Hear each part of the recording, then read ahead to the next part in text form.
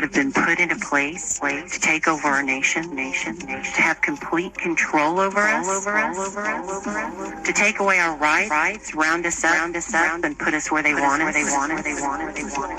Here we go.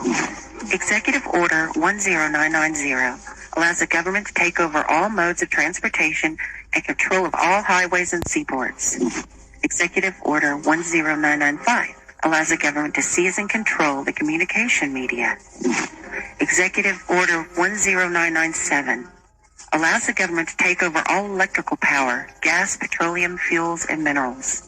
Executive Order 10998 allows the government to seize all means of transportation, including personal cars, trucks, or vehicles of any kind, and total control over highways, seaports, and waterways.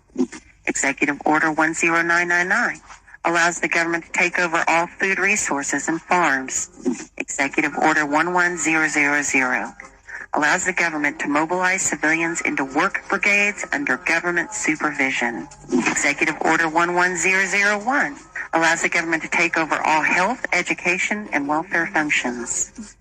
Executive Order 11002 designates the Postmaster General to operate a national registration of all persons.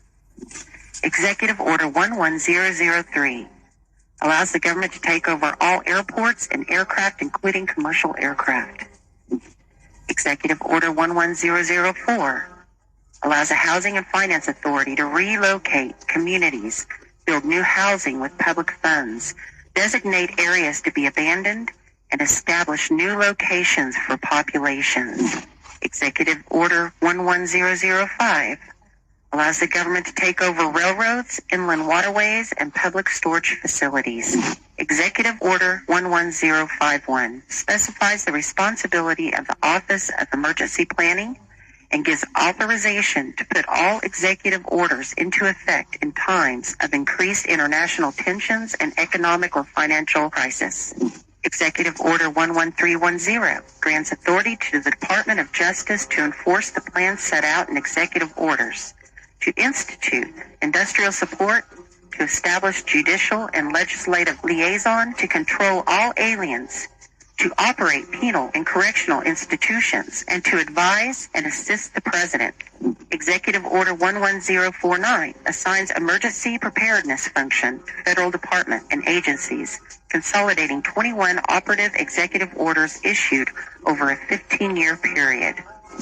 Executive Order 11921 allows the Federal Emergency Preparedness Agency to develop plans to establish control over the mechanisms of production and distribution of energy sources, wages, salaries, credit, and the flow of money in U.S. financial institution in any undefined national emergency.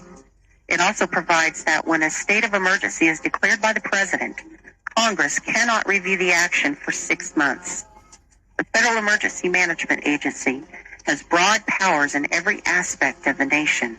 General Frank Salzito, chief of FEMA's Civil Security Division, stated in a 1983 conference that he saw FEMA's role as a new frontier in the protection of individual and governmental leaders from assassination and of civil and military installations, from sabotage and or attack, as well as prevention of dissident groups from gaining access to U.S. opinion or a global audience in times of crisis. FEMA's powers were consolidated by President Carter to incorporate the National Security Act 1947 that allows for strategic relocation of industries, services, government, and other essential economic activities, and to rationalize the requirements for manpower, resources, and production facilities. The 1950 Defense Production Act gives the President sweeping powers over all aspects of the economy. The Act of August 29, 1916,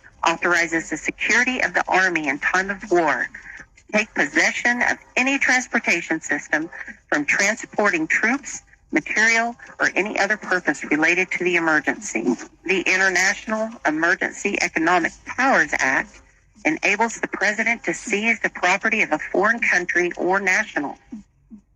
These powers were transferred to FEMA in a sweeping consolidation in 1979.